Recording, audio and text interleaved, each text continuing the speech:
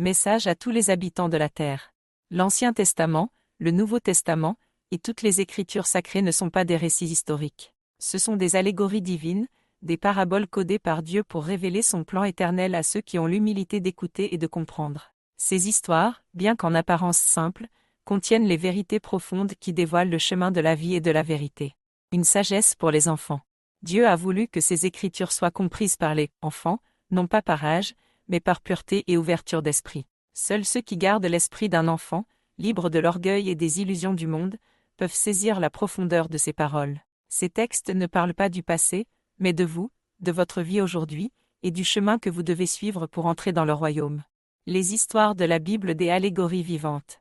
La mer Rouge qui s'ouvre, ce n'est pas un simple miracle du passé, mais le symbole des peuples qui s'écartent pour laisser passer les élus. Ceux qui suivent le chemin de la justice divine sont préservés, tandis que les oppresseurs, comme Pharaon, sont engloutis par leur propre arrogance.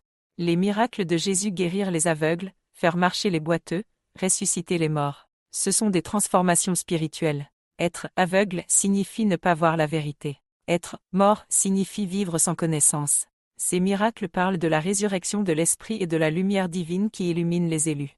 Les 10 plaies d'Égypte, elles, sont des jugements sur ceux qui refusent la vérité, et elles commencent aujourd'hui à se manifester dans notre monde moderne. Neptune est le grand plan divin.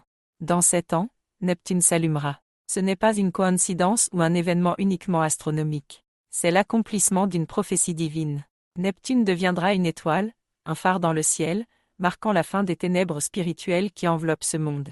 Cela illuminera les Écritures pour qu'un enfant puisse comprendre leur profondeur. Dans 10 ans, Dieu prendra possession de sa vigne, et le royaume sera établi. Pourquoi agir maintenant? Il n'y a plus de temps à perdre. Vous devez suivre le chemin de la vie et de la vérité aujourd'hui. Ce chemin exige l'humilité de reconnaître que vous avez été dans l'erreur, de lire les Écritures avec un cœur ouvert, et de vous tourner vers Dieu. Il est encore temps de remplir votre lampe d'huile, c'est-à-dire de sagesse, de foi et d'humilité, pour pouvoir entrer dans le royaume. Un appel à l'humanité. Dieu vous appelle. Il a codé sa sagesse dans des textes qui, maintenant, s'ouvrent pour que tous puissent y puiser. Mais seuls ceux qui s'humilient devant sa grandeur pourront comprendre et être sauvés. Les Écritures révèlent le chemin pour devenir des porteurs de lumière, pour s'unir au plan divin. Neptune s'allumera comme un phare de vérité.